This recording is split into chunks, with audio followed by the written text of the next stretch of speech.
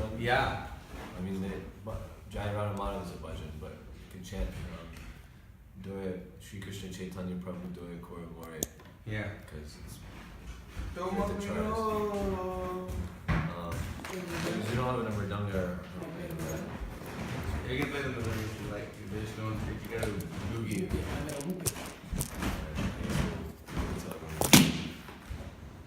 Quick. There's a mridanga already like near the bathroom. Which one? Page 67 in the songbook. I'm pretty sure it's 67. We sang it yesterday. Well, it says known that since before he was born. Not before I was born, he telling you. Well, that.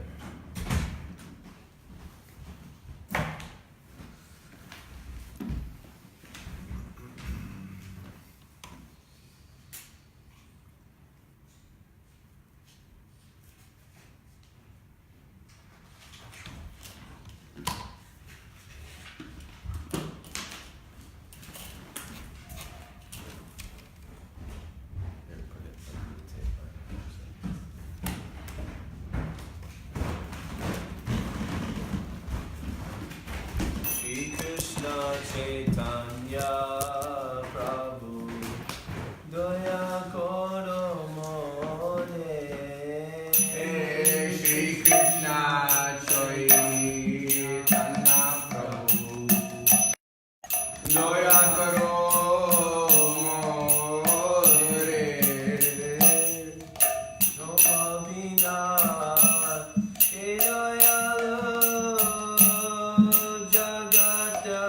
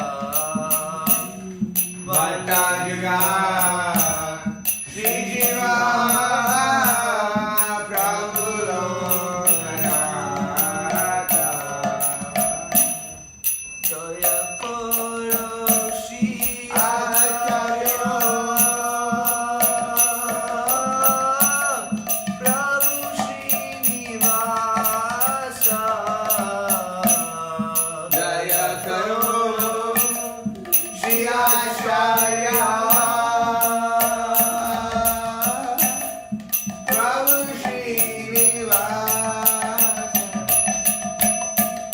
Ramachandra Sanja Mage Narottamadasa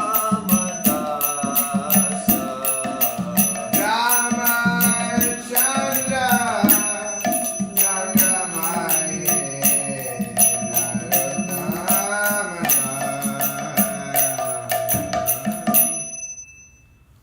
My dear Lord Chaitanya, please be merciful to me, because who could be more merciful than you within these three worlds? Your incarnation is just to reclaim the conditioned fallen souls, and I assure you that you will not find a greater fallen soul than me. Therefore, my claim is first. My dear Lord Nityananda, you are always joyful in spiritual bliss. Since you always appear very happy, I have come to you because I am most unhappy. If you kindly put your glance over me, then I may also become happy. My dear Advaita Prabhu, husband of Sita, you are so kind. Please be merciful to me. If you are kind to me, then naturally Lord Chaitanya and Nityananda will also be kind. O Swarup Damodar, personal secretary of Lord Chaitanya, O six Goswamis, Sri Rupa, Sri Sanatan, Sri Raghunath Bhatta, Sri Gopal Bhatta, and Sri Jiva Goswami, and Sri Raghunath Das Goswami, O Lokanath Goswami, my beloved spiritual master, Narottam Das, also prays for your mercy. O Srinivasa Acharya, successor to the six Goswamis, please be merciful to me. Narottam Das always desires the company of Ramachandra Chakravarti. So today we're gonna, instead of reading any verse from the Bhagavatam, we're gonna read the verse in the Chaitanya Charitamrita from the Adi Leela, which describes Advaita Acharya, and then we'll speak about Advaita Acharya. What text is it? 113, the 13th verse. Narayanam namaskritya naram chaiva narottamam devim saraswatim vyasam tato jayamudiraye nasta Vadeshu nityam bhagavata seveya bhagavatam shloke bhaktir bhavati naishtiki. We'll just start, we'll chant through the whole Mangala Charanam now. Om Jnana Timrandasya Gyananjana Shalakaya Chakshurum Militam Yena Tasmai Shri Gurave Namaha Shri Chaitanya Mano Bhishtam Shtavitam Yena Bhutale Swayam Rupa Gadamayam Dadati Swapadantikam Vandeham Shri Guru Shri Yuta Padakamalam Shri Gurum Vaishnavamscha Shri Rupam Sagrajatam Sagrana Raghunatham Vitam Tam Sajivam Sadvaitam Savdutam Parijana Saitam Krishna Chaitanya Devam Shri Radha Krishna Padam Sahagana Lalita Shri Vishakam Vitamscha He Krishna Karuna Sindhu Dina Bandhu Jagatpate Gopisha Gopika Kanta Radha Kanta Namostute Tata Kanchana Gaurangi Radhe Vrindavaneshwari Rishabhanu Sute Devi Pranamami Hari Priye Vanchakalpa Churvischa Kripasidubhyevacha Patitanam Bhagavebhyo Vaishnavebhyo Namo Namaha Jai Shri Krishna Chaitanya Prabhu Nityananda Shri Advaita Gadadhar Srivasadi Gaur Bhaktivinoda Hare Krishna Hare Krishna Hare Krishna Hare Krishna Krishna Krishna Krishna Krishna Hare Hare Hare Rama Hare Rama Rama Rama Hare Hare Rama Hare Hukum Karoti Vachalam Bhangam Gayate Girim Yat Kripatamaham Vande Shri Guru Dinataranam. Okay, so does everyone have the verse? Which one is it? Adi 113. 13. Advaitam Advaitam Harina Harina Advaitat Advaitat Acharyam Acharyam Bhakti Samsanat Bhakti Shamshanat Bhaktavataram Bhaktavataram Isham Isham Tam Tam Advaitacharyam Advaitacharyam Ashraye Ashraye Dvaitam Harina Dvaitad Advaitam Harina Advaitat Acharyam Bhakti Shamshanat Acharyam Bhakti Shamshanat Bhaktavataram Isham Tam Bhaktavataram Isham Tam Advaitacharyam Ashraye Advaitacharyam Ashraye Advaitam Harina Dvaitad Advaitam Harina Advaitat Acharyam Bhakti Shamsanat Acharyam Bhakti Shamsanat Bhaktyavataram Isham Tam Bhaktavataram Isham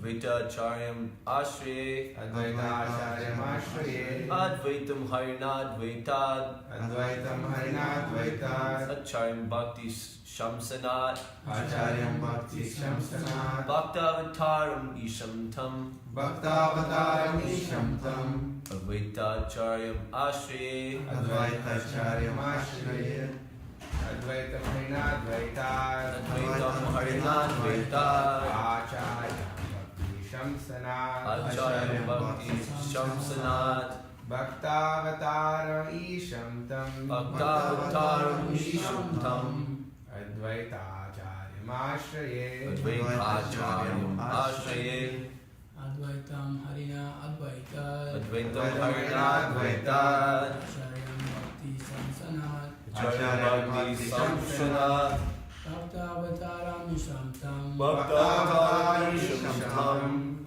Advaita Acharyam Ashraye Advaita Acharyam Ashraye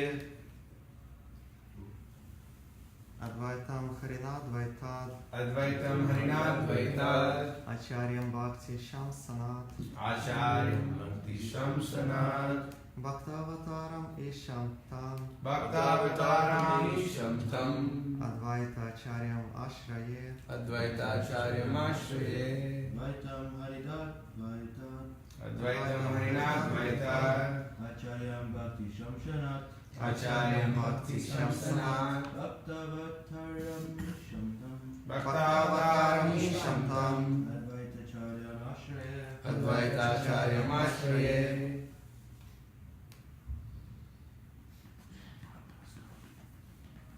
Okay. Advaita Acharya. Advaitam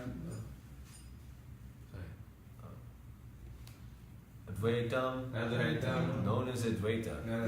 Harina, Harinam Lord Hari. Lord Hari Advaitat, Advaitat from being non-different. Acharyam, Acharyam known as Acharya. Acharyam Bhakti Shamsanat, Bhakti Shamsanat from the propagation on the propagation of devotional service to Sri Krishna. of service to Sri Krishna. Bhakta Avataram, Bhakta Avataram the incarnation as a devotee. Incarnation as a devotee. Isham, Isham to the Supreme Lord. Supreme Lord Tam, Tam to him. and Advaita Acharyam, Advaita Acharyam to Advaita Acharya. Advaita Acharya Ashraye, Ashraye I surrender. surrender. Translation: because he is non-different from Hari, the Supreme Lord, he is called Advaita, and because he propagates the cult of devotion, he is called Acharya. He is the Lord and the incarnation of the Lord's devotee. Therefore, I take shelter of him. Advaita Acharya's appearance Titi Maha Mahotsav Ki. Jai. So the whole Panchatattva is incarnations of Lord. Yeah, No. we'll talk about that. There's a verse, I'll get to that very soon.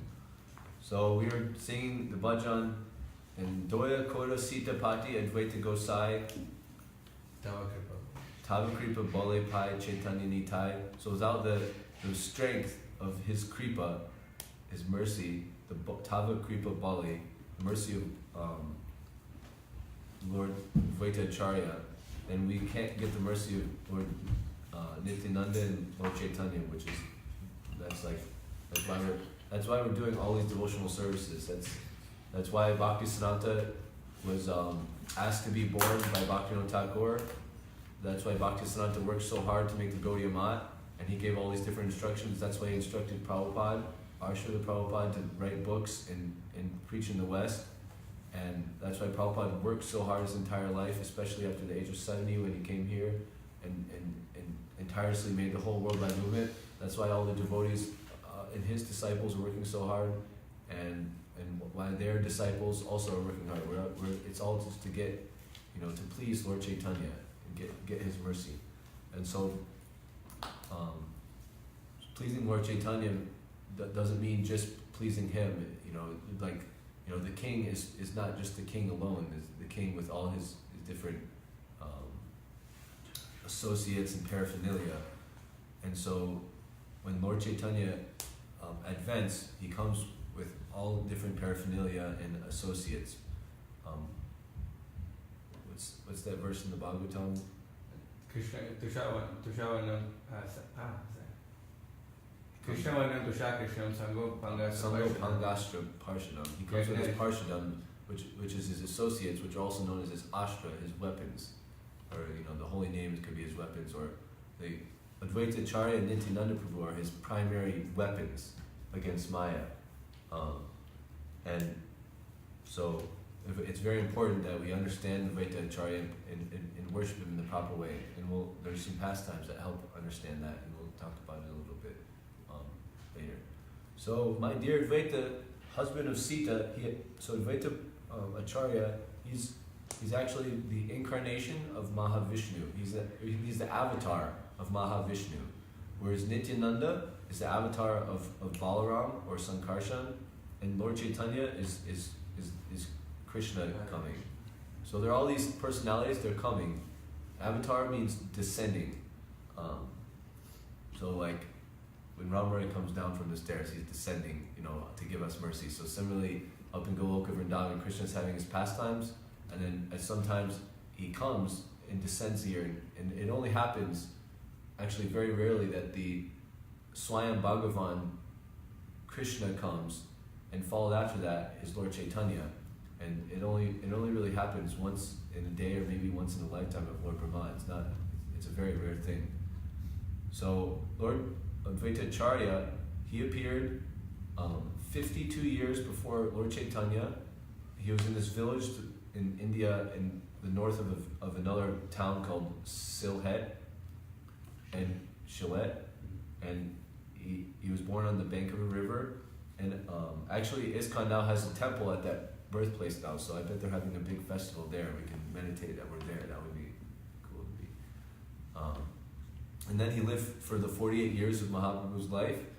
And then so when Mahaprabhu left the planet, his ended his pastimes here, Advaita Acharya was 100 years old, and then he stayed another 25 years until then he left.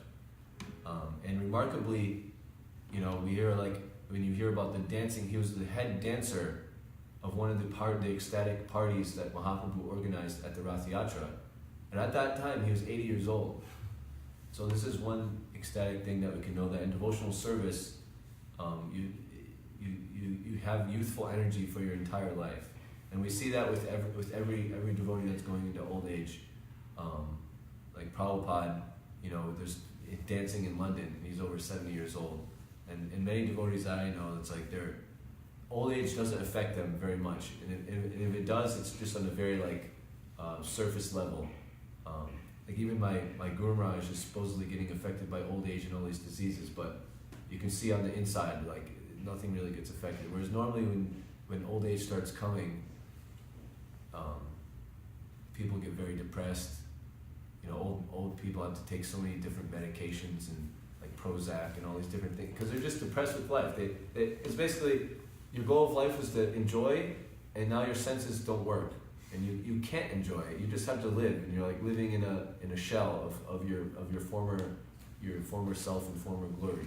So it's very depressing for someone who's on the mundane bodily conception of life to grow old.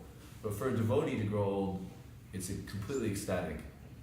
It just means you're that much closer to you're able to serve Krishna every single day, so that's just ecstatic in itself.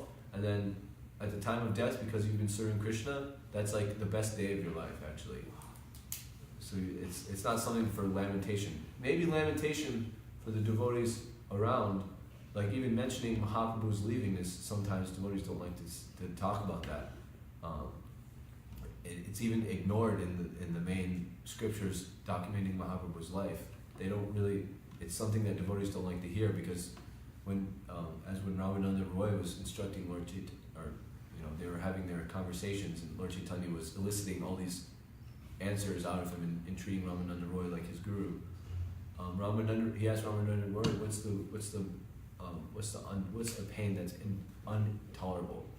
And Ramananda Roy was thinking, and as a devotee, there is not really nothing that's like we can tolerate everything. A devotee is trinadapi sunichina tori vaseshna. He's as tolerant, as a tree. A tree can tolerate so many things. So no pain, no getting separated from family, no hunger, no poor, being destitute. None of that is really disturbing for a devotee. In fact, that's mostly liberating for a devotee. A devotee is happy to get most of those things. Reading about Prabhupada, when he's finally getting the opportunity to leave his family, he's actually more ecstatic to do that. And the right situation happened, and then so he went and he like kind of took the Vana Pras, and he was happy with that.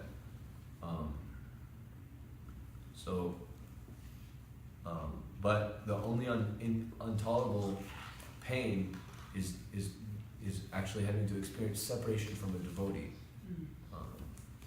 which that's the most heavy thing. So who is Lord Advaita Acharya?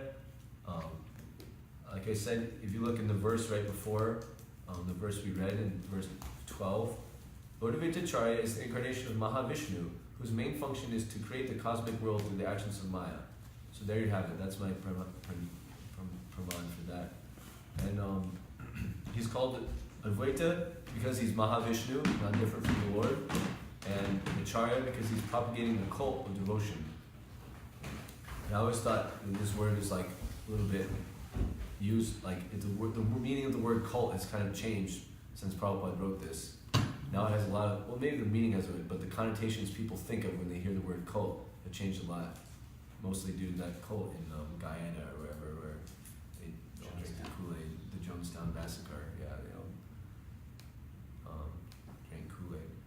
And anyways, we want to drink the Krishna Prasadam, and therefore, instead of getting just death, which is all those people got, we'll get eternal life. So how is this word cult being used in this The context? Cult normally just means like culture or cultivate or or occult. That like those three words, you can combine them, and it's like the cultivation of devotion, or the culture of how to devote yourself to Krishna, or the occult, which means like secret, like the secret science of how to utilize your human form of life. So that's like that's kind of what cult really should mean. It's related to those words, but the more of like the secret aspect is like increased, and it's kind of like secret, taking you away from the the eyes of the regular people and just misleading people. That's what people think of now when they hear cult. You're just in a brainwashed cult. Well, then like you really like look at these words. Well, one, if you're in a car washed place, that means the cars are getting washed. That's getting clean is a good thing. So it's kind of like, it's a bad way to like say it. Like people shouldn't say they're getting brainwashed. If someone's actually like, what they should say is like their brain's getting broken. But so probably one of the arguments probably says like, yes, your brains are dirty and they need cleaning. So that's why we engage in chanting the mantra. The mantra Cheto Darpana Marjanam, it cleans our heart. So that's cleaning our consciousness, that's cleaning our brain. This guy yesterday that was like so angry, it was on a Sunday, I don't even know if he was working or not, but we were playing pretty quietly. There's some acts that come on the train that are very loud and disturbing. And the guy couldn't tolerate it. He just had to yell at us, and you could just see his consciousness. And I was trying to explain to him, like, look, we're bringing this is like something to raise your consciousness. I'm sorry you had such a bad day. This is actually help you, people like you that would get upset. But anyway, so in the next verse, after the verse I read, this is a verse addressing your question. You're asking, so all the Panchatattva are incarnations of the Lord. And you have to understand how they are. They all are in different aspects incarnations of the Lord. And this verse explains it. Panchatattva Makam Krishnam Bhakti Rupa Sarupakam Bhakti Avataram Bhaktyakam Namami Bhakti Shaktikam.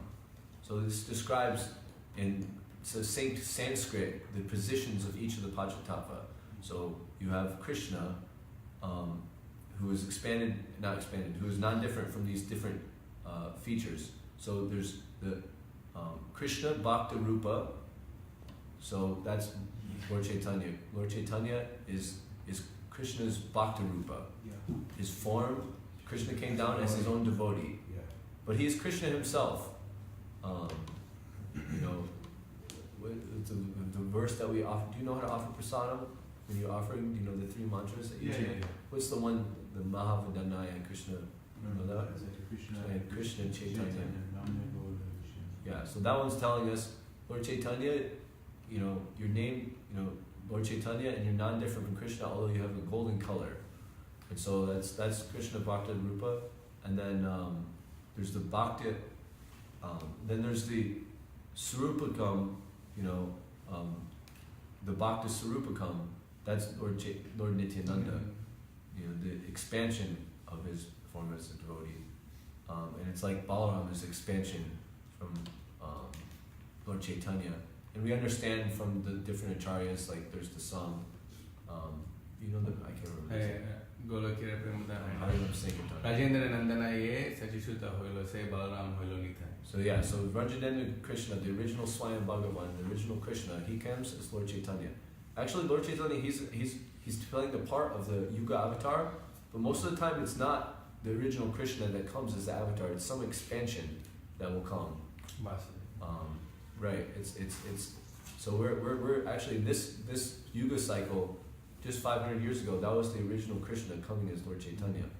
So we're, you know, we can consider ourselves pretty fortunate. That's only like a you know, a second hand in the, you know, big Kala chakra of time, frankly speaking. Okay, so is Lord Nityananda, is he an expansion of Lord Chaitanya or an expansion of He's, Krishna? well, so Lord Chaitanya and Krishna are the same. Yeah. So yes. Yes to both. Yeah, yes to both. Like you understand like the relationship and that they're the same. You can say Yeah, yes. yeah. You can both the things, but ultimately you have to understand that they're So then the Bhakta avatar, that's the incarnation of the devotee, and that's Mahavishnu. That's him coming down. And then there's Bhakti Akam, that would be Srivas. That's kind of like, I mean, ultimately Krishna has expanded himself into all the spirit souls. So we're, in one way, an expansion of Krishna. We're a tiny part and parcel expansion. We shouldn't get puffed up and think that we're anything close to, you know, Krishna's potency. But we're also expansion in the you know, in his descent as Panchatattva. That's exemplified by the Bhakti Akam, which is Srivas, which is also like Narada Muni. He's come in that form to show like the, you know, what is a devotee that's taking shelter of Lord Chaitanya. What is that like? Krishna always comes Parichunaya Saranam Vinashaya Tradushkam Dharma Samstapa Nartaya. So Dharma Samstapa, he comes to re-establish Dharma. And so specifically in this age, he comes to re-establish the Yuga-dharma, chanting the holy name and worshipping Krishna. And so Srivas Thakur, and his, you know, hopefully in his appearance day, we can hear all his glories. He's very amazing. And then there's Bhakti Shaktikam, who's Gadadhar Pandit, who's Radharani, who's come down to help as the energy. You know, Krishna is the supreme, and the supreme is, you know, Brahman is Brahman and its energies, in which they're non-different and you know, simultaneously non-different and the same. Like the light has its energy, and the light's like hitting me, or the light of the sun's hitting me, and I can say, oh, the sun is hitting me, but I'm not on the sun. I'm not touching the sun. Although the sun is touching me, it's like, you know, it's this kind of subtle. That's the philosophy of Lord Chaitanya came to kind of show the Achinta Veda Veda Tattva. And so in that way, that's like the 5 features of Panchatattva. And in the verse we read, you know, therefore I take shelter of him because he's the incarnation of the Lord's devotee. Therefore Krishna Das Kaviraj is taking shelter of Advaita Acharya, and my Guru Maharaj says, so today is a good day to follow in the footsteps of Krishna Das Kaviraj and take shelter of Advaita Gosai. Lord Chaitanya is a devotee, Nityananda is expansion as a devotee, Advaita Acharya is the incarnation of devotee, and when the Lord comes, he is always the Supreme Personality of Godhead, and this Leela, he is the Supreme Personality of Godhead, and simultaneously, he is the Supreme Personality of devotee. He is the combined form of Radha and Krishna. He has, and then he meaning Lord Chaitanya, has a special power which even Advaita Acharya did not have, Advaita Acharya, being Mahavishnu, had the power. Vishnu is another name of Vishnu, in different Vishnu Tattvas is known as like Mukunda, one who can give liberation, Mukti, Mukti Pad. It's like you take shelter at his feet, you can get liberation. So Advaita Acharya can give liberation, but to give love of God and spread love of God, that requires more potency. So that's why he needed Lord Chaitanya to get down. So this is one special thing that Advaita Acharya did, was called down Lord Chaitanya to appear. In different shastras, it's stated that only a devotee can bring the Lord. And we understand from the Chaitanya Charitamrita that the external reason why Lord Chaitanya came was primarily due to Advaita Acharya's calling. In the Bhagavatam, in the 10th canto, in the 59th chapter, we'll hear a prayer by Goddess Bhumi, and she says, O Supreme Soul within the heart, you assume your various forms to fulfill your devotees' desires. Obeisances to you. In the 9th canto, in the 4th chapter, this is like when Durvasa Muni has insulted Ambarish Maharaj. We'll also find another prayer, or not a prayer, but a response from Vishnu, who's being asked by Durvasa Muni to protect him from the chakra that's about to burn him. And he said, I'm sorry, I'm completely under the control of my devotees. Indeed, I'm not at all independent. Because my devotees are completely devoid of material desires, I sit only within the core of their hearts. What to speak of my devotee? Even those who are devotees of my devotee are very dear to me. So although he's Bhagavan, he's Krishna, he's supremely independent, completely sarat, simultaneously and inconceivably he's under the control completely of his devotees. Therefore he couldn't retract his weapon.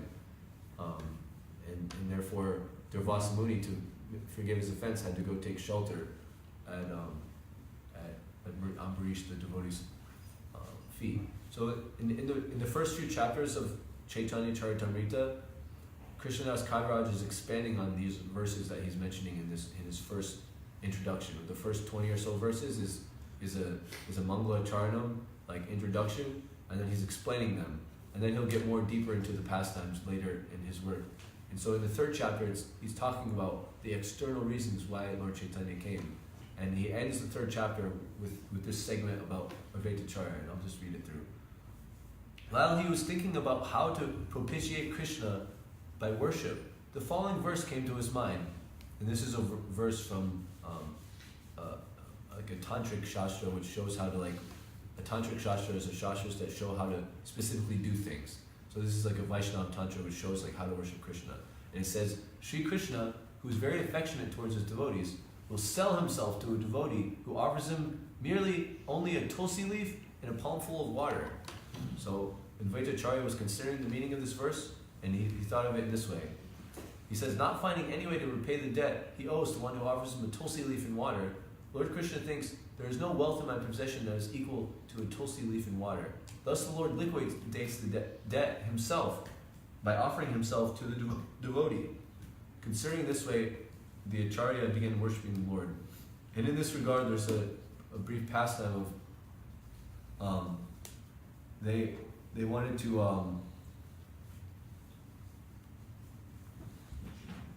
can't remember exactly what they're weighing it against.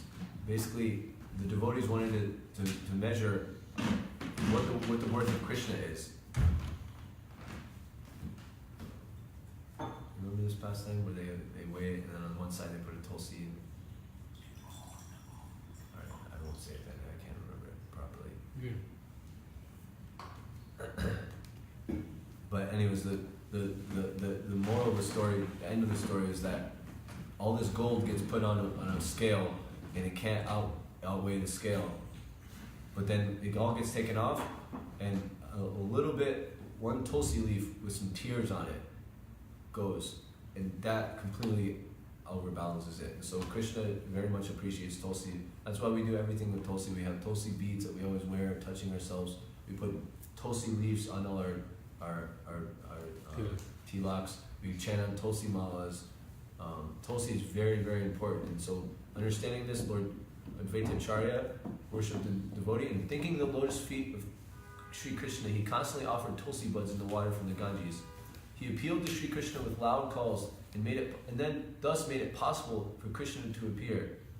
It's said that the loud calls that Advaita Acharya is making pierced through all the coverings of the material universe and made it all the way to Krishna. And hearing that, Krishna felt like he had to make an advent. Therefore, the principal reason for Sri Chaitanya's descent is this appeal by Advaita Acharya. The Lord, the protector of religion, appears by the desire of his devotees. O my Lord, you always dwell in the vision and hearing of your pure devotees. This is a verse from the Bhagavatam. You also live in their lotus-like hearts, which are purified by devotional service. O my Lord, who are glorified by exalted prayers, you show special favor to your devotees by manifesting yourself in the eternal forms by which they welcome you. And Krishnadas Kaviraj concludes, the essence of the meaning of this verse is that Lord Krishna appears in all his innumerable forms because of the desires of this pure devotee. Which then brings me to two different devotees that I want to focus on based on their desires, how they manifest Krishna. And the first one is Prabhupada, and his kind of something that reminded me of like his relationship with Advaita Acharya. When we hear who's that Mataji's name? This Mataji was Prabhupada, like a book distributor, and she compiled these pastimes. Her name is Mula Prakriti Mataji. She's an amazing book distributor and a good example for everyone to follow. And she went and she compiled some of these slightly less known pastimes of Prabhupada, where she went and asked different godbrothers and associates from his days before he came to the West. And then there's some nice YouTube videos of her like giving those pastimes. And one of them, she went to visit this pujari of an Advaita Acharya temple, and the pujari remembers that this kind of humble sannyasi would always come in, and he would come in very regularly, and he would chant, and he would take a little bit of prasadam and then just chant in the back, and you notice tears were coming from the eyes of this devotee, and he never really had very much interaction with him, maybe shake hands and like met him a little bit, but he knew that he was a very sincere devotee. And then, years later, after seeing this, and so this is Prabhupada, and coming in there and chanting and praying to Advaita Acharya to try to get the mercy, because he knew Advaita Acharya, if you get the mercy of Advaita Acharya, then it's very easy to get the mercy of Lord Chaitanya and Lord Nityananda, as Narottam Das Thakur has explained. And also he wants to, Prabhupada himself wants to try to manifest Krishna, so he wants to dovetail his desire with Advaita Acharya's desire. And that's actually a secret in devotional service. Our desires are never enough. That's because we're still conditioned souls. So if we want to actually be able to do something, we have to dovetail our desires. That's why we follow the spiritual master, and we sing every day. We want the words of the spiritual master to become one with the heart, because the words of the spiritual master indicate their desire. And if our heart is the same as the spiritual master's heart, then it's kind of like whatever little thing we have is actually going towards something that will be effective. Otherwise, we don't really have enough power to do anything by ourselves. So Prabhupada was crying and begging, and then he came back, years later with all these Western disciples, and the pujari was completely elated and amazed that somehow he'd done that. And so that was like a connection of Prabhupada with Advaita Acharya. Small addition to the pastime. One of the things was that Srila Prabhupada used to go there as a grihastha. He would go there as a grihastha, and he would go and keep his back there, and Prabhupada would be chanting, and then he didn't come for some time. Oh yeah. And after some time he came as a sannyasi, and And that time he begged. Yeah, so that time, even then Prabhupada was always constantly crying because he got the order from the spiritual master. And then last day before he left, Srila Prabhupada, before he left America, one of the last days, he went up to the pujari, and he told him, now I'm going, my Guru Maharaj gave me this order, I'm going to the West, Then after that he never heard of him. And all of a sudden after some time, like he saw that Vaishnavas started coming into the temple. He was really curious, and he asked him, what's going on? And then they gave him Back to Godhead magazine. And the back of the magazine, he saw the photo of Srila Prabhupada. He's like, oh, it's my friend, he made it, it's my friend. So. Yeah, I remember the pastime so well, but thank you. Yeah, that was the full pastime. And so it's, completely ecstatic that, so we should beg Prabhupada and Advaita Acharya on this day, take the time to do that, so we can help Prabhupada, the order of his spiritual master is still standing and the mercy is still there to get. And then, of course, Vishnu Chitta mentioned in the other devotee, the Lord Krishna only appears because of the desires of his pure devotee. And so Ramrai Prabhu, actually in 1959, on February 14th, which happened to be Valentine's Day, was also Advaita Acharya's appearance day, was also the day that Ramrai Prabhu was born, that he appeared. Actually we say born, but when we're talking about Vaishnavas, he goes on a transcendental level, instead of saying born and died, which indicates birth, death, old age, and disease, and all these things trapped in Maya, we consider the Vaishnavas transcendental, so we say that they have their Aerobhav and their Tirobhav, their appearance and their disappearance, because it's by their own will. Lord Chaitanya didn't die, none of these devotees, they didn't die, they came by their own will, they wanted to come, they weren't forced by their karma, and then they left by their own will, they wanted to go back to Krishna, and Krishna was calling them. And so it's not necessarily like a birth, although it appears to the mundane eye like a birth and like a death. It's not. It's different. And so Ramrai Prabhu, of course, was born there, and now we've seen how Lord Advaita Acharya was crying out for Krishna to appear, and when he was seeing all the, it said that the most pious person was the person that while they were taking a bath, they would once chant the name of Hari. That was the most pious person at the time of Advaita Acharya. And similarly, Ramrai Prabhu, he came, here in New York, after Prabhupada had made an empire, Ramrai was there at almost practically the peak of the empire, and he saw it all crumble and disintegrate, and the devotees, lose their way. And so, seeing that, his crying and his worship of Shalagram Shila, putting tulsi leaves in a little water, that is what has manifested what's happening now, and so we shouldn't take that lightly. And anyway, so we can also remember Ramrai Prabhu today. He's up visiting his Guru Maharaj in upstate, and so some people can go there and visit him. They're very fortunate. We're also very fortunate that we can serve the order of the spiritual master by staying here and keeping everything going. Okay, and then I'll like to talk about 2 or 3 different pastimes on the way to Acharya, and then we can conclude the class and have it with some other comments. So, Madhavendra Puri was Advaita Acharya's guru, and one may question, how can like a spirit, like a jiva, possibly be like the master, the spiritual master of like the incarnation of God? And the answer is that, well, there's a system that Krishna wants everyone to do, and so to make sure everyone does it, he by himself shows his own example. Krishna says, in the 8th chapter, I think, by the great person's actions, common people will follow. And he says in other places, if I were to do my duty, then everyone would just fall into ruin. So I don't have anything to do, but I still do my duty. So like this, so Advaita Acharya is also fulfilling that.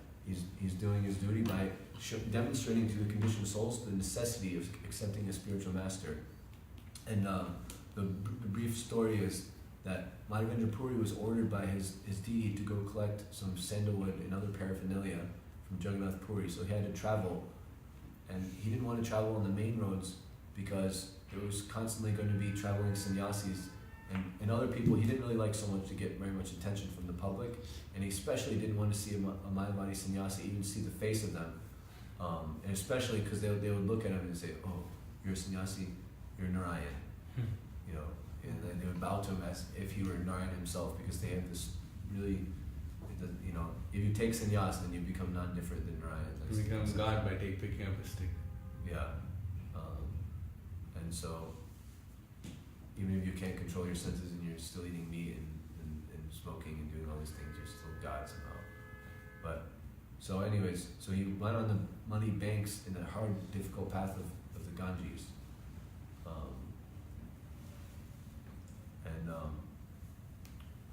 So then, and Madhavendra Puri had a specific thing where he would only eat if someone was asking him to eat. Otherwise, he's not going to eat.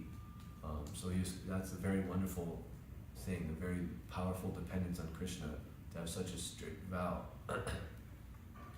But Advaitacharya saw him coming by his house. Advaitacharya had a house on the Ganges in the town called Shantipur.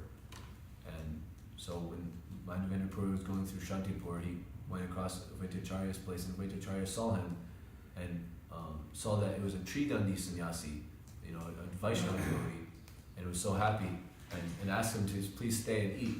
And he saw the manifestations of love of God in this sannyasi, and he was so happy because that's what he came to propagate that.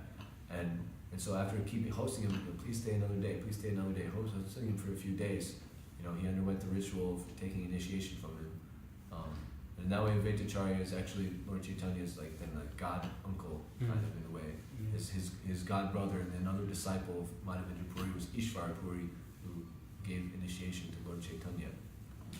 And also Nityananda. Yeah, and also Nityananda took initiation from Madhavendra Puri. It says the root of the creeper of devotion is Madhavendra Puri and Ishvara Puri, and then Lord Chaitanya is the trunk. And then you have the trunk splitting off into two, Nityananda and Advaita Acharya. That's kind of like the beginning of the whole tree, and we're one branch, we're one twig and one leaf, like off that branch. Prabhupada's a big branch coming off the main branch, and so that's where our position is.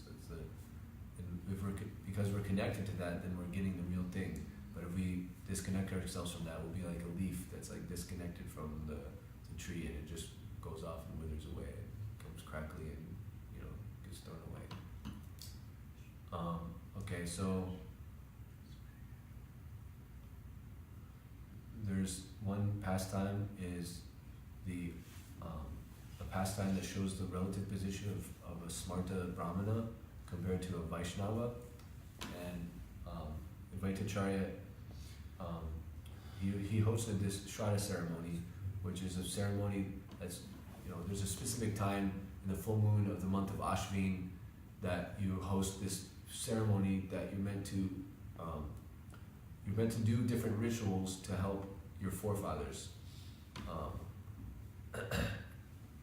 And so one of the rituals is that you host some Brahmins, and you like offer some prasadam, and you offer the first plate of prasadam to like the highest Brahmin.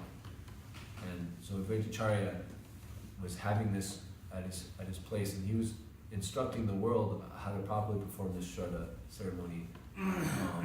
Actually, so many devotees that became disciples of Bhakti Siddhanta were worried about how they should perform this. Bhakti Siddhanta is saying it's not necessary for a Vaishnava to do it. A Vaishnava has actually already paid his debts to his forefathers, to the demigods, to the sages, to everyone by just doing devotional service. And so Advaitacharya showed how to really do the Shraddha ceremony. If you want to do a Shraddha ceremony, make prasadam, offer the pinda plate, the special plate, before you're offering to your forefather, offer it to the Vaishnavas. That's like the best way. And a Brahmana is there's a Brahmana, and then there's the Brahmana who's learned of the relationship of the Lord and its energies, and worships that, and that's a Vaishnava. And so Advaitacharya had so many high-class Brahmins, and he was considering who to place at the head. And then Haridas Thakur, who was waiting outside, he was born in a Muslim family, and he was thinking, oh wow, there's this nice festival. When all the devotees are done, maybe I'll get a chance to have their Mahaprasadam, and maybe I'll get some remnants, and at least I know Advaitacharya will give me some food today. And so he was waiting outside, and he was thinking, because I'm born in a Muslim family, if I enter there, I'll contaminate everything. I don't want to disturb them. So he had such humility. So then Advaitacharya, thinking in this way how to find who's to meet at the head, he saw outside Haridas, and he grabbed him, he first embraced him, and Haridas Thakur was like, no, don't, you're contaminating yourself, don't do this. And then he dragged him in and just placed him right at the head, and all the Brahmins made an outcry, like, what are you doing? Bring a Muslim in here, contaminated everything. They took their water pots, we can't eat here, we're leaving. And Advaitacharya is like, wow, my life is perfect. By honoring one such Vaishnava as Haridas Thakur, it's better than feeding millions and millions of Brahmins.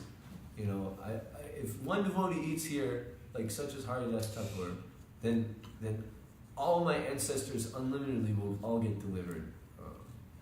And so Haridas was crying, and Advaita Acharya said, "No, stop crying. Certainly, you're going to take prasad here." And he told all the Brahmins, he's like, "He's going to stay here and take prasad, and all of you, because your offensive mentality, have to leave, so your offense will also leave. You know, he's a Vaishnava, and he has great regard for Mahaprasadam.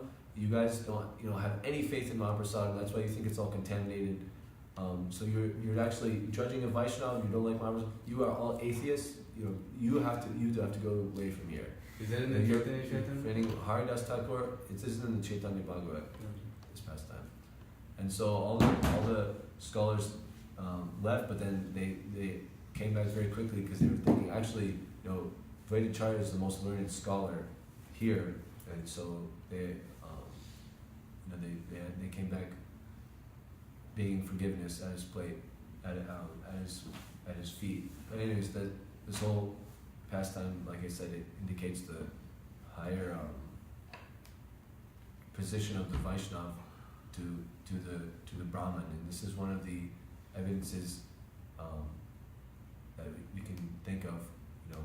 Actually, there's a very famous speech and essay given by Bhakti Siddhanta showing the relative position of Vaishnavas and Brahmins, which was actually Bhaktivinoda Thakur was supposed to go and present this, but he was feeling too ill. He was manifesting the pastimes of feeling too ill, and so he sent Bhakti Siddhanta, and after delivering a very shastric, logical, powerful explanation of the position of the Vaishnava, there was a whole crowds of people that had come. There was this whole meeting of Smarta Brahmins, and he was supposed to represent Vaishnavism against these Smarta Brahmins. And after delivering his speech, the Smarta Brahmins were left speechless, and everyone in the crowd was just rushing ahead, and they wanted to grab his feet and get the mercy. And the guards were so scared that these people are gonna completely trample everything and they might kill us. And so please, and they thinking quickly, they just grabbed 2 big buckets of water and dumped his feet in it, and then started giving the water. They were pacified and giving the mercy. So then there's another pastime where it shows that how the making offense against devotees. How we should be so careful, and that's the pastime with Mother Sachi. So Mother Sachi had 2 sons, Vishwarupa and Nimai. Nimai is Lord Chaitanya, and Vishwarupa is Lord Nityananda.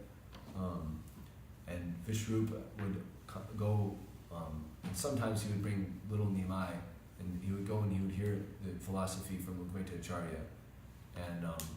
And after learning sufficiently from Advaita Acharya, he learning that this is the basics of our philosophy, that this material world doesn't have very much for eternal conditioned soul. Therefore, this temporary place is worth giving up, and our only real duty is to serve the Lord. So thinking that way and fully understanding it and learning it from Advaita Acharya, he took sannyas and left home.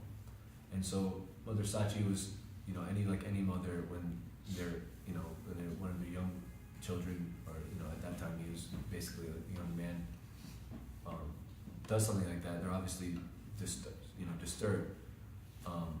And then she started to notice that Lord Chaitanya, her Nimai was also going to Advaita Acharya, and at that point he had his wife Lakshmi Priya, who was leaving him home alone, and then she was just seeing it and thinking, oh no, it's gonna happen again. And so she, in her mind, she didn't say it to him. She didn't say, she was thinking, his name is Advaita, which means non different or one, but he's splitting apart this whole family. His name should be Dvaita. In that way she insulted him in her mind. Instead of uniting people, he's making them separate. So Krishna is in the heart of everyone. He understands everyone's thoughts and he remembers them. And so no one really knew about this offense until then a little while later, when Lord Chaitanya manifested his Mahaprakash Leela, which is where he accepted the throne and gave all these very opulent boons and benedictions to all his different devotees, kind of showing his the more opulent side of him coming through of the Supreme Personality of Godhead. And so they're calling for the different devotees, and someone's saying, well, we should call for Mother Sachi. And Lord Chaitanya said, no, she made an offense at the feet of Advaita Acharya, I don't want to see it. And so this is very surprising, because Mother Sachi is Mother Yashoda. It's a very pure devotee, and Krishna doesn't want to see this devotee because they've made an offense. And of course this is a pastime for teaching us. And so the devotees then quickly, when they told Mother Sachi and she heard, then she murmured, yeah, I actually did think this. And because she's a pure devotee, you know, if maybe some of us, someone tells us probably you made an offense, then we like think of every reason why we didn't, and like, no. But as soon as Mother Sachi heard that, she ran. And she tried to get the feet of Advaita Acharya on her head. Advaita Acharya would not let it, because Mother Sachi is like, you know, it said if anyone, you know, remembers the land of Lord Chaitanya as like the place of Mother Sachi, you know, then Lord Chaitanya will give them, you know, everything that they want, you know, like such as his love for Mother Sachi. And so Advaita Acharya started to glorify Mother Sachi like this, and he's like, you know, you can't touch my feet. And then he started saying all these wonderful things about her position. And then saying all that, he was glorifying her so much and so amazed by her that he fainted. And then only after he fainted was she able to actually get the dust from his feet, and then there to be relieved, because he wouldn't accept that she had made an offense against him. Like he wouldn't accept it, even though you know, Lord Chaitanya considered it that way. So one thing my Guru Maharaj says is that if we can't be forgiven directly from a devotee, then we should go and try to find where their shoes are and take the dust from their feet that way, and we can. But that's not even. First, we should go, if we think that we made an offense, first we should go and beg forgiveness and ask what we can do to be relieved. And, you know, they should say, oh, I forgive you. And if maybe out of their false or real humility, they'd say they don't think it was an offense, or they don't say that they forgive you, then somehow get the dust from their feet. And that way it will be absolved. And then after she did that, then she was able to participate in the Leela. Okay, and then the last pastime is the pastimes of his fighting with Lord Nityananda. And this pastime helps us kind of understand a little bit about quarrelsome. And I'll just read from the Śrīmad-Bhāgavatam. Vrindavan Das Thakur will explain it. So, Lord Nityananda and Advaita Acharya just saw Lord Chaitanya manifest his universal form, and they were mad with joy. They were rolling on the ground, sometimes singing, dancing, and clapping. And thus they were engrossed in merriment. They soon began to argue and abuse each other. Advaita said to Lord Nityananda, "You simpleton, drunkard, who asked you to come to this place? Why did you force your way in here? And whoever calls you a sannyasi, no one knows your family background or caste. As far as it is known that you'll eat in anyone's house from any caste. How does a mad, intoxicated person like you find himself in the company of Vaishnavas? If you don't leave right away, then you'll find yourself in real trouble." And Lord Nityananda replied, "You baldy fellow, you would be wise to sit quietly. I'll first show you my power and strength with a few blows, you foggy old Brahmin. You have no fear. I'm an avadut renunciate and the Lord's brother. You are a householder totally engrossed in family life, where I am fully renounced and realized soul. If I strike you, you can't say anything or do anything. Yet without reason you're trying to show off in front of me." These words incensed Advaita with a burning rage, and he flung his clothes off in all directions and began to severely chastise Nityananda. He said, "You fish eater, you meat eater, how do you call yourself a sannyasi? I have undressed myself before you in sheer disgust. Who knows you? What about your parents, your house? Nothing is known to anyone. Let anyone come forward and identify you and recognize you. You're just a thief wanting to eat everything, gobble up anything and destroy all. You claim to be a sannyas. A sannyasi does not demand anything, but you fill your belly 3 times a day. The Srivas Pandit can't discriminate between the people of different castes. That's why he has allowed this avadut to join the company of Vaishnavas. He doesn't understand that this so-called avadut will ruin everyone's caste and reputation.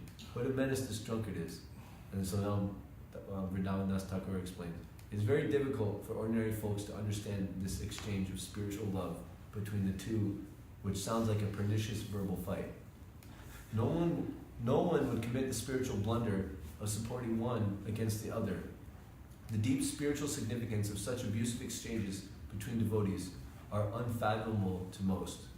And due to ignorance of this fact, if someone glorifies Advaita and denounces, say, Gadadhar Pandit, then he will be doomed and certainly will not be considered a devotee of Advaita either. The activities of the Supreme Lord and the Vaishnavas are all transcendental, incomprehensible to the materialist. An atheist can never understand that both the Lord and his pure devotees are in the same transcendental plane." So basically, the main purport is that if we see devotees fighting, especially like very like senior devotees, it's not really on us to take sides. We should understand that both sides are transcendental, and and he's saying like if you take side with Advaita, and then like saying that you're not a devotee of Gadadhar or not a devotee of Nityananda, then it also shows that you're not a devotee of Advaita either. And so Advaita Acharya, he asked for a boon during that Mahaprakash Leela, and the boon he asked, he says, if you distribute love of Godhead, then give it also to the women, the Shudras, the fallen, and the ignorant people. And those simple people who've been, and the sinful people have been intoxicated with material learning, people that have been intoxicated with wealth, with family, and don't respect your devotees or the processes of devotional service to you, let them burn in the fire of hell. Let everyone else, including the Chandalas, dance in ecstasy, chanting your holy name. And then Lord Chaitanya said, everything you said is true. Let the entire world bear witness to your mercy upon the ignorant and fallen conditioned souls. That was Lord Chaitanya, giving a benediction to Advaita Acharya, that everyone, even the outsiders and the malechas and the Chandalas would have the chance to dance in ecstasy and chant the holy name and, understand the process of devotional service. And that, he didn't necessarily even need to say it, but the people who don't understand devotional service will necessarily just be going up and down, in the Brahmanda, and they're going to eventually, even if they're so-called learned in the mode of goodness, and they don't get out of their material conditioning, then eventually they'll fall down into hell, and so they will end up suffering there, and so in that way we're should worship Advaita Acharya and remember his different pastimes. Remember how Ram Rai Prabhu is connected with the same appearance day. Prabhupada is, before he came, he was praying so much, and so we have a lot of indebtedness and marvel and things to say and ways to worship Advaita Acharya and how he's connected with us. Is there, so do you want to say something? Yeah, you're making that point about the Nityananda and Advaita fighting, and we should not pick sides, and that's a very important point. Also, I just like to further delineate on that point that Advaita Acharya also had a good number of sons, Oh and, yeah. He accepted like a few. Six sons. Six sons, and some of them. Three were good, and three were complete smarters, and they were against the teaching of Advaita Acharya more or less. Although they accepted Advaita Acharya, they rejected Lord Nityananda. Accepted him. Yeah, so Advaita Acharya just fully banished them, and these three were, the other three sons were considered Achyutananda, and followed by the other two brothers. They were considered the good children of Advaita who stuck to him. So similarly, in our current situation, we see that people say, for the sons of Advaita Acharya were rejected, they would say that, oh, that's Advaita Acharya, he can bring in a Muslim Vaishnava and consider him more than all the other Smarta Brahmanas. He can do that, but we can't do that. So what Advaita Acharya wanted them to follow, they wouldn't follow, and what he didn't want them to follow, they would follow. Like a good example. A good example of that is the Bengali Vaishnavas, so-called Sahajas in some parts of Bengal, that they would eat fish and do all these things, and they'd be rolling on the ground. So the Gaudiya Brahmacharis, Bhaktisana Prabhupada's disciples, would go to them and ask them, hey, Mahaprabhu says, why are you guys rolling on the floor and dancing and all this? He said, well, Sri Chaitanya Mahaprabhu, he used to roll on the floor and dance.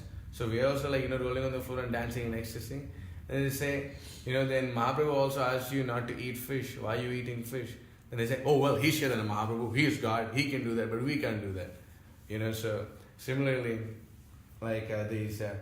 these followers of Advaita Acharya, they used to say, can ask us not to eat fish, but we can't ask people not to eat. No, Mahaprabhu didn't eat fish. Then why are you guys eating fish? So the Gaudiya sannyasis would brahmacharyas, and they say, well, Mahaprabhu is God, he's so great, how can you compare us to God? You know, how this, that. So like what they have to follow of Sri Chaitanya Mahaprabhu, they don't follow, and what they shouldn't follow, they follow. You know, so similarly like, followers of Advaita Acharya. And similarly, like, even followers of Srila Prabhupada, like some people say, oh, that's Srila Prabhupada, he spoke like that, or we can speak like that. Prabhupada called Mayavad these rascals. Prabhupada says this, my godbrothers said that Guru Maharaj's forceful thing against any atheist chopping personal thing, it was too harsh. It was a chopping technique. He's like, but actually everyone that disagreed with him fell and falling down. Yeah. And we see Prabhupada use the same technique, and look, like, what did he chop? He chopped away the Maya from all his disciples and made a worldwide movement. That's the real chopping. Yeah. So other people chopped themselves off the branch of the the tree, Chaitanya tree. So like to discriminate that one person is following Srila Prabhupada and another person is not offensive. Just like how Advaita Acharya. That's not but there's It must be done with great caution and in accordance with Guru Sadhu and Shastra, and we must still be respectful, but discrimination is required. The seniority of the people, and seniority is not just by age or years in devotional service, but if two very advanced people are like arguing with, like we see Ram Roy arguing with one of his godbrothers or something like that, not that we're gonna necessarily take sides. We're just going to try to do our devotional service in the best way we can. I mean, if it affects us, there's a whole structure, and there's different ways to deal with it, but we have to be very careful that we don't make an offense against we must be humble and we must follow the etiquette, but we must also not compromise, we must also not deviate. We should definitely if someone's not following, then it shows that they're not serious. Yeah. That's not, there's no argument if someone's like, why aren't you following the 4 regs? You shouldn't be doing this. Yeah. That's not an argument. That's just someone's in the wrong. And so if we see with leaders like in the past, it's not offensive to not follow a bogus leader. It's not offensive if the leader is offering Krishna meat on the altar and then pointing that out and saying it's wrong. That's not offensive. It's actually offensive to let it happen. Yeah. And so anyone that's letting it happen is going to be also getting that offense, and anyone who's going against that, they should leave. But there can be more subtle things that are hard to detect, especially for newer devotees, and so it's like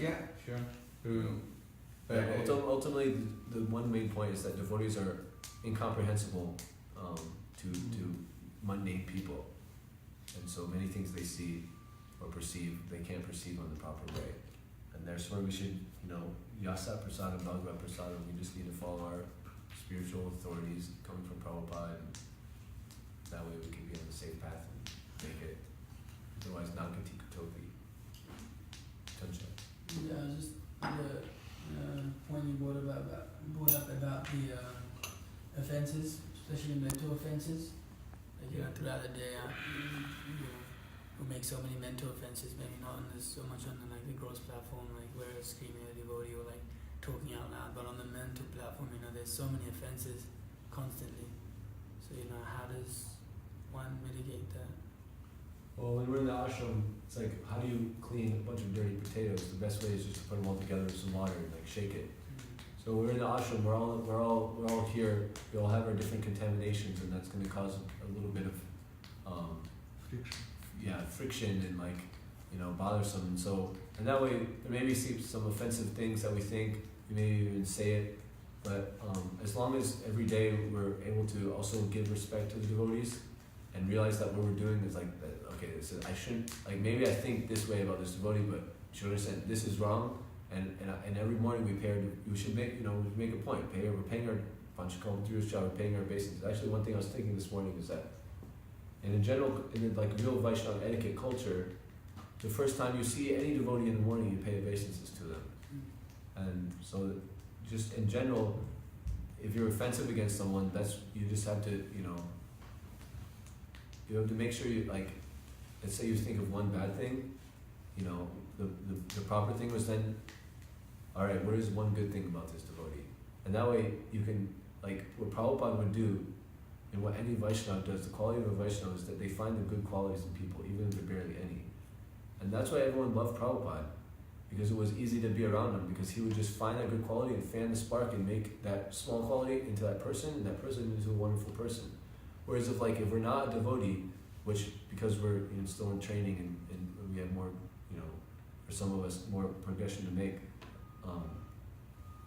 we'll just see like very small faults in someone, and we'll make a big deal out of that, and therefore that's we'll have the offensive mentality. So we should try to remember, to train our brain, to train our mind. We're beating our mind with a stick in the morning and broom, the shoes at night or whatever. Maybe the shoes in the morning. Either way, shoes at morning and night, stick in morning and night. And one of the ways is that, all right, mind, why do you, you're not actually a Vaishnava. Why do you think you have the authority to criticize these different people? These are all, all people that are trying to take shelter. They're doing what they need to do. So let's find actually the good qualities. What of this person do you want? And that way we can actually conquer the envy too, because the envy of someone means to be like improperly jealous of their good qualities, which is like also not good. It's like if you don't like the good qualities of a Vaishnava, then you won't develop those, and you're just going to keep you just focus on their bad qualities, then you're actually going to just develop those bad qualities. So like the most helpful thing to mitigate that offense is to like when we're chanting the mantra, we find our mind slipping, we just keep our mind back to the mantra, to the sound, Hare Krishna, Hare Krishna. Our mind's going to this and that, no, Hare Krishna, you bring the mind back. So similarly, if the mind's going to an offensive attitude against devotee, we bring it back to what is a good quality of that devotee. And that way that we can, make spiritual advancement very quickly, because when we meditate on the qualities of devotees, then we also will get those qualities. And we'll be able to take the association of devotee. And then if you actually mess up and make some physical offense, not just in the mental plane, then glorifying a devotee is a very powerful remedy for that. And you won't be able to glorify a devotee if you don't know their qualities. Oh man, shotgun. This is about the 3 meals of Zero in Asia, right? You're saying that even if someone is relatively in the mode of goodness, that because they're materially conditioned, that in the next life they may be like a complete demon. Is that right? I was saying that they'll eventually go to hell, because Eventually the go to hell. living entity just goes up and down and up and down and up and down. Yeah. It's hard to exactly say when or how, but it's for sure that they're going to just keep going up and down. And if they're in the mode of goodness, they're going up. So in the mode of goodness, they're going to be a demigod. But after that, you get rid of your pious credit, then you go back down to the this plane, and then it's another gamble. It's another roll of the dice. Okay, What if then they make an offense and they perform some sinful activity, which is very easy to perform in here, to perform sinful activity, and they go to hell. So like that. So being in the mode of goodness, actually, it builds credit on some level. There's two So credits. There's you pious need- credit and pious credit. There's punya and papa. Yeah.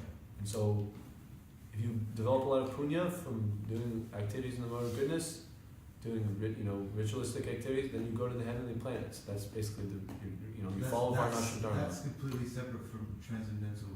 Right. Okay, I see. Yeah. And then if you have performed sinful activities, then you have to suffer by going down. So it's just how it is. In the 5th canto, we can hear the different suffering. In the Garuda Purana, you can hear more elaborate descriptions. Thank you, Natabara Gauranga Prabhu, for the class. So I have a question. Like you mentioned, Vishwarupa, older brother of Lord Chaitanya, he's Lord Nityananda.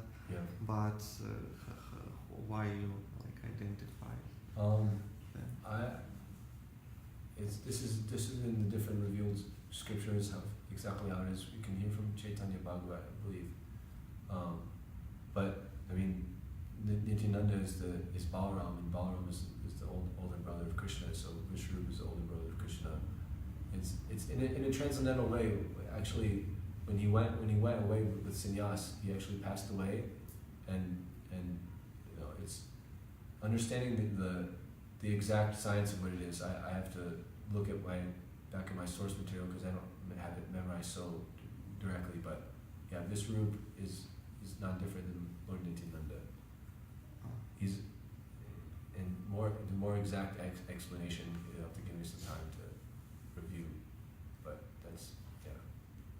also mentioned like mother Jose, do you remember anything in this regard? So Vishwarup, so every time Lord Chaitanya descends, he descends with his like whole entourage, and when Krishna descends, he came along with Balaram. When Rama came, he came with Lakshman and the other two brothers.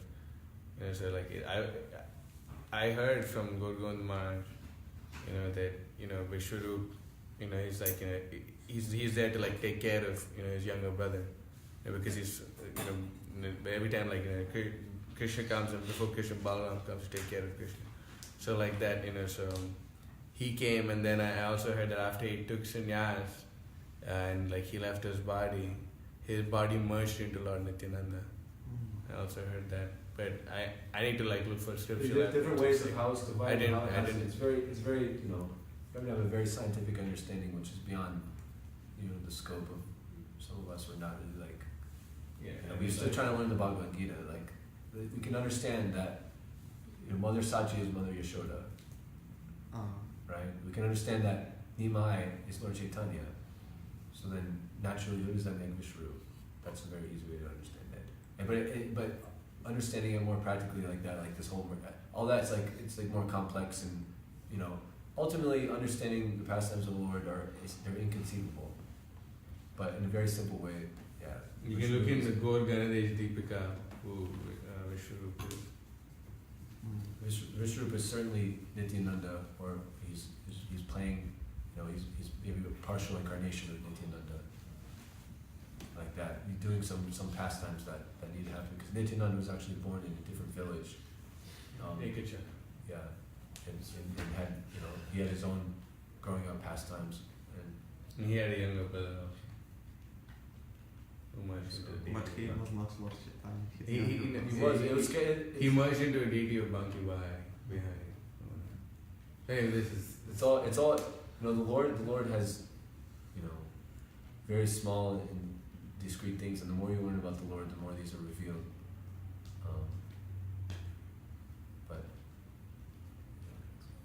So I had like one question. So you were saying that if you meditate upon this devotee, like only just focus on the good and like don't worry about all the other like stuff that he does and this and.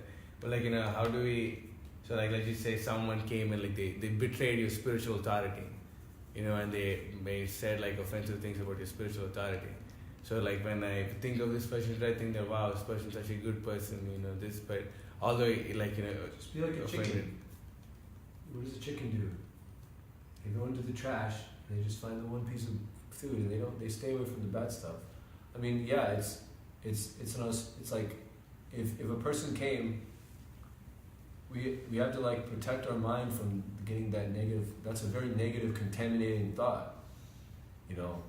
If there's action that needs to be taken, if they're like directly doing stuff, then cut their tongue out. But in that way, like if someone's doing something like that, like I said before, if they're not following the principles, then they're not really a spiritual authority. If they're making big offenses like that, it's like, So it's okay to just like I was like, wow, such a great Vaishnava, he's come, although he's done this, that. No, I didn't say you have to think someone's a great Vaishnava. But you can say this guy on the street that is like whatever, like Prabhupada, if a doctor, he's just some doctor, he gave me good advice, that's coming from Krishna. So Prabhupada could take that and understand that that's a good thing. Similarly, this guy, we were on the train yesterday, and he starts yelling at us because we made a little mistake actually. We stayed on the train for too long.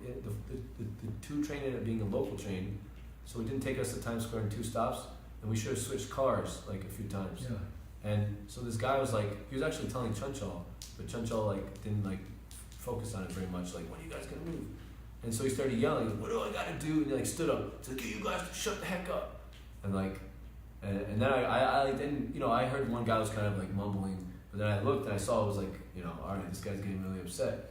And then at the end he was saying like, normally, people go in one car and then after one stop they go to the next one, like, so he was right. Yeah. Whatever his attitude was completely offensive, and he was just a stupid guy, that was having a bad day. So he just. He wasn't devotee. But the thing I draw is like what he's saying is right. I'm not gonna, because he's stupid and stuff. He's still right. These people, like, although they need to be hearing the Maha Mantra, if I just force it down their throats like this, it's going to leave them all with a bad taste. And especially if I just in the face of this guy just like start chanting loud. Like I was considering, should I do that? I was like, no, he's actually right. You know, we should have just done our little thing for one stop or two stop, and then gone on to the next car. Okay, I get that point. So like you're saying, okay, so this guy gave good advice, so you take it from him. So like someone, some guy comes and like, let's just say, completely offends your guru. Say, oh, but he's still like, we should take something good from him, or should we reject that guy? Someone comes and one disciple came to Srila Prabhupada and told him, Srila Prabhupada, bless me that I find a bona fide spiritual master. The whole society of devotees ostracized him. So that they did take the good quality from the Prabhupada teachers to take the good quality from him? I mean, it's like, at that point, yeah, you don't... There you go. Yeah. At that point, there's a cut-off point. So we should not like but be that, it's like... we should always take the good quality. Prabhupada is such a Paramahamsa, he did it. So we should not come on the artificial Paramahamsa platform where we see that they're all good. No. Look at this Mayavadi. It's not this. He has so much devotion in this sense. Let's cut off the Mayavadi. No, it's like look at this Mayavadi. We have he knows to how make to distinction. No, like this. This is the distinction. You don't. It's not that you appreciate them as a devotee, but you can appreciate good qualities in anything, even if it's not devotional. Look at this Mayavadi. He knows how to perform Ashram. Okay, but not to perform Ashram, but like the Shastra says that those who are not devotees, they have no good qualities. So you see them. All like cool, he's wearing a nice t-shirt, whatever. Okay, he knows how to do Ashram. But we don't take it as association. We don't think, well, we don't meditate upon their good quality. We don't do that. And Srila Prabhupada didn't teach us to do that. I mean, Srila Prabhupada was trying to get all the good qualities out of anyone. Yeah, I'm sure he was trying to do that, but like for us to say that anyone who walks, like we just take their good quality, we pick it and imbibe it. Like that just like we should try to focus on the good qualities of everyone. I mean, if someone who has no good qualities, someone's being offensive, then we should try to get away from that. Okay, there you go. That's my point. That's the point. That's what I was saying. Prabhupada said how these people have. You cut their tongue out. That's what I said. Nobody has no good qualities. Who? Everybody has some good qualities. Some good. That's all You may material. not be able to see It's it. on the mental platform. It's on the mental platform. It will go. The Shastra says on the mental platform it goes from one part to another part to another point. So like they may be good now, but only because the modes of nature are acting on them that way. No, it's like all right, that guy may be just a complete materialist, but he knows how to dress himself well. Okay. We can take that. We don't take his atheistic, stupid mentality, Yeah. but we say, all right, he knows how to even if they're dressed in devotional clothing, he knows how to wear a dhoti better than me. I should try to learn that. Like I look at that pleat, like that's way better than I could have done. Even if they're Mayavadi that made an offense like that, you can still not that you would try to do that in that situation. In that situation, the Shastra says you should cut their tongue out. Where you reject them, right? So Reject them? No, it's not rejecting them. It's cutting their tongue out. Yeah, the point that like cutting the tongue out is like taking no association. That's the point you're making. Is Yeah, you're not only that, but you're fighting against their bad association. Yeah, so that's the point. With verbal, like it's not that they either come verbally here argue and them it's or you like, physically. oh my gosh, this is an amazing Yeah. person. I'm gonna go sit next to him and talk to him. It's like we can appreciate it. We can be like, A okay, chicken doesn't go and From eat a all the other distance. parts of the trash. It can just eat one little piece it of may come thing. into our ashram, but it doesn't mean we go down and we go spend all our time with them. And I think that's the time. That's the point Mohan's is trying to make, that we don't take association from them because this can destroy our devotional service. We don't. It's like if someone's bad, like it's not like we're like. I mean, we can try to look for a good quality in them or not, but it's the most thing is we want to get that bad thing that they said out of our consciousness. Yeah. It says if you even see the face of such a person, you should jump into the There you go. consciousness This close. part, I was waiting for this part also to come up because usually the idea is they're like, well, they're all good and we just. No, it's not that it's all good, Okay, but there is good that you. And Sure. our duty is to look for the good. That's like my main point. Our duty is to see how we can engage them in devotional service. Yeah, That's that means the look for the good and fan engage them spark. somehow. Sure. Yeah. But I should also discriminate.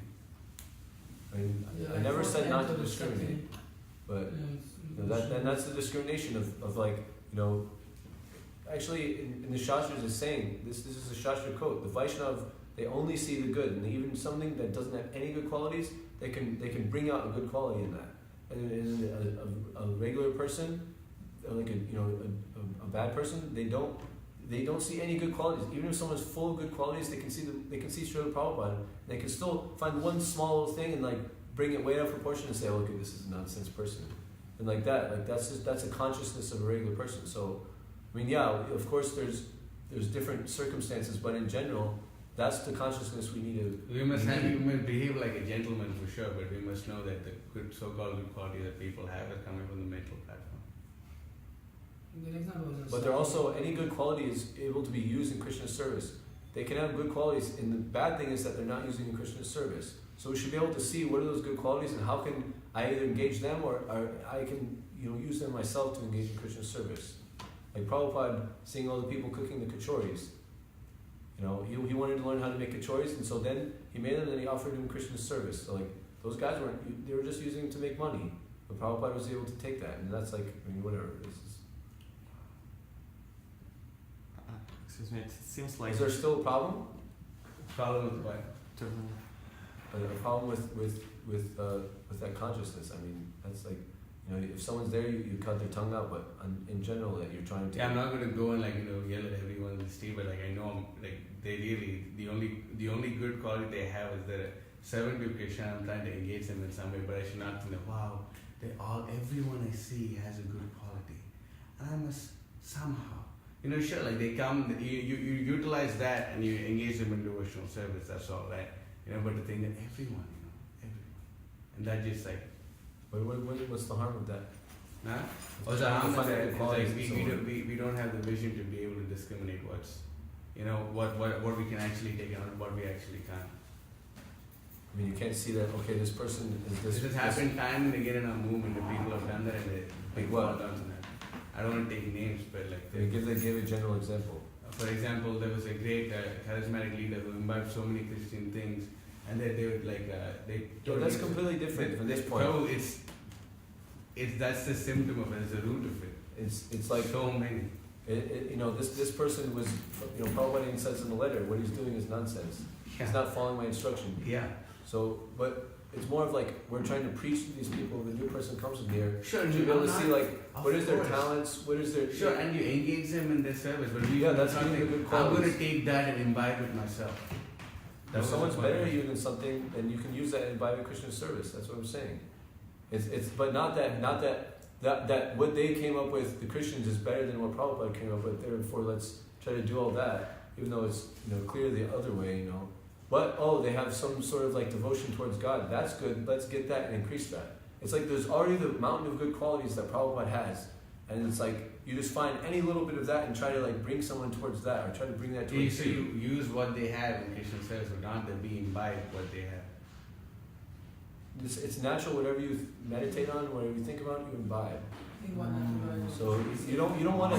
If you just focus on their negative qualities, which it seems like you're also trying to think it, and you're just also going to imbibe that. It's eventually going to become you if you can't properly discriminate it. What Natabara is trying to say, correct me if I'm wrong, is one thing is when I was with him, I saw that he read a lot, even though he wasn't a devotee. And I saw myself, I didn't read a lot. Hang on, that's a good quality that he has. I'm going to take that. Yeah, sure, and you use, exactly, Yeah, so but you it's not- use yeah. that, but you didn't think I include the word, of course, but you didn't think that, this is great quality, let me imbibe this in my life, just. That's exactly what he did. Yeah. He said So you engaged him in reading Srila Prabhupada's books, right? Yeah. He engaged himself in reading Srila Prabhupada's books. You know, Plus he so saw- we see that these people are making more money than us, so let's see how we can make more money than them. If that's look at these people doing, they have some sales technique or some Gopal, we want to get this you get the names of the people. There's people that have much better systems, so we can imbibe that and take that. So we see what we can use in Krishna service. Yeah. If it's for Christian service, then it's a good thing. That's like you're saying. It's true that they don't have any good qualities, but the reason is because they're just using it to stay on the mundane platform. We want to get the good qualities of people, so that we can engage somehow engage that quality that we, in some way that we didn't realize before seeing that, or we can engage them in using that quality. When my Guru Maharaj first met the devotees, Giant Nanda, you hit that, wow, you hit that, so he saw that, and it was just, that's not how good of a quality is hitting a hammer with a nail, but that whole enthusiasm, that recognizing it and seeing it, that glorification, it makes that, it builds that person's true ego up, and I can use this in the service of Krishna. And so, that's our, that's basically, I guess that's the end of the answer, is that whatever good qualities we see, our duty as devotees is to engage in the service of Krishna. Therefore, We need to see all the good qualities of people and engage that, and that way it's very helpful for our consciousness and for the people that we're trying to help. Like the guy who. But we don't want to take their bad stuff. Eat the trash. So the chicken doesn't eat the trash. What other? There's other like Bengali examples, right? Like the swan doesn't. Yeah, the swan can drink milk and the ink water. and just spit out the ink or something like that. Like the milk touched by the fangs of a serpent becomes poisonous. Yeah. So there's 3 cups of water, and the swan can drink that, but the swan's not going to drink the poison water. When the swan drinks the poison water, then they go to hell. Like a homie who helped us with the books when we first got the book out. Remember the guy? Yeah. Okay, he revolutionized the whole book. Exactly. Or like any guy you see, like you're seeing the good quality in the person. They're big and strong. Bro, help me out, move this thing up. That's it. Not that you think, oh, let me go to the gym and be strong like that guy. So he's only getting strong for his sex appeal and to have a healthy life so he can have more sex. That's the end reason why he's getting strong. But because we're devotees, we can see that that's like actually a good quality that can use in Krishna service, and you can carry your heavy thing and you don't have to try it all. The guy just carries it with one arm. One pinky. Yeah, exactly. So we don't. Yeah, it's contaminating if we like go into their contamination and meditate on that. Thank you. But it's enlightening if we meditate on how. There's just like one instruction that Gaurkishore Babaji Maharaj gave to Bhaktisiddhanta Yeah, Prabhupada exactly. was that don't ever take the association of materialists, Right. and don't ever live in Calcutta. But Bhaktisiddhanta Prabhupada was in Calcutta all the time. and he was preaching. So then the explanation he gave was, I never took anything from them, I just gave them my association. So if we understand it in that light, that we're not taking anything from them, we're just giving them our association, engaging that in Krishna service, then it becomes spiritual. A good rule. But for us to think that wow, these people, they're so wonderful. That just becomes a propensity. It's not that they're wonderful, it's that Prabhupada is so wonderful. That's what we're first saying. And then we say, like, we're not wonderful at all, but we want to engage people in the service of Prabhupada. And what are these qualities that can help engage them, Yeah, someone is like a good speaker, okay, go and speak book. Someone is a good musician, okay, come learn Vedanta. Someone is intellectual, read Prabhupada. And like that, everyone has so many, and we can, and actually by appreciating those qualities of that person, we help elicit those qualities more in ourselves. Like, someone just cleaning nicely and noticing like, wow, they're doing a very meticulous job of it. They're not being like spaced out and they're very attentive. Like that's noticing that and then saying to that person is very helpful for that person because they like, they get reassured in their devotional service, especially like new people. It's like, we do this to new people a lot. Yeah, of course. Like I'm saying, it's building up they have their false ego of like all these things for my own enjoyment. And then we have our true ego. The ego's not meant to be like smashed down. Yeah. We should have true egos and be situated in our true selves, which is based off like the qualities that we have that we're serving Krishna with. That's our true ego. We want that to be built up and we want that to build up in others. That's what I'm saying. Like when they say Prabhupada fanned the spark, that's like what he did. This person has this quality, this person has this quality. He's seeing all these qualities. He's not seeing their relationship to Maya. He's seeing their possible potential relationship to Krishna. And therefore he's seeing all these people as like, all right, this guy's a great devotee. One of the first things someone told me, and it like made me kind of mad because I saw it was this person and they were very sentimental and like, it was like I would just go into Krishna consciousness once or twice in the meetings and something like that. And then this person started to come and like ended up getting really into it. And they're like, wow, you would be such a good devotee. That's what they said. And like, that's practically one of the reasons why I like started coming seriously. Because they said that, because it made me think like, oh, I could be a good devotee. I mean, in the beginning, and now it's like, we don't want to think that we're like such great devotees. But when you're not a devotee, someone's saying that like, wow, you're so intelligent. I mean, you're doing the same thing. Yeah. I mean, exactly. I mean, I'll make a comment that, are you actually seeing any intelligence? No, you're just saying something because you got to stop them. But if they start, like maybe you see their hat, that's a cool hat. Maybe it is a cool hat. I mean, it's not cool because they're using it in a certain way, but it could be cool, But they appreciate that, and then because they appreciate that, they stop. So that's the principle of Yukta Vairagya. So Yukta Vairagya is different from Aparad. It's different from Papa, which is sin. Yeah, like so, just like the So that I just like Yeah. the whole reason You I have to discriminate. got it heated up so we can draw lines between these different things. yeah, like in the But whole again, thing with the offense offenses between and- devotees, you don't want to like when two devotees are quarreling, you don't want to say. But if there's someone that's like obviously doing Obviously, qualities that are yeah. not a devotee, obviously offensive, that you need to also instead of being careful about offending them, you need to be careful about offending devotional service and losing your creeper. And that's why you're supposed to. It's said so harshly that you cut their tongue out. You just walk run. away. You don't even want to see their face. Vedanta Thakur often said, I don't even want to see their face. I don't, like that's heavy. We have to see the faces of so many people. So There's a different perspective that we can take, in terms of, good qualities and bad qualities. Say if someone's like really a chatterbox or is, he has no patience for hearing, then we can take this as, trying to test our own sense of patience and be able to hear from other people. Instead of going, this guy has such a bad quality, he always talks and he doesn't. yeah, there's always ways. That's the controlling the mind. I mean, you control the mind, and always focus on how to better yourself. Not, not obviously bettering yourself means getting rid of the dirt. Total Prajna. That total fuck. All right, 3 more hours of class. Let's go. Okay, well, that was the first verse. We'll go to the next verse. Jaitam Surito, that's the next verse. Surito Pangur Mamanda Mutirgati Matsar Vasipanam Buddha Radhamana Mohanda. Next is Divya.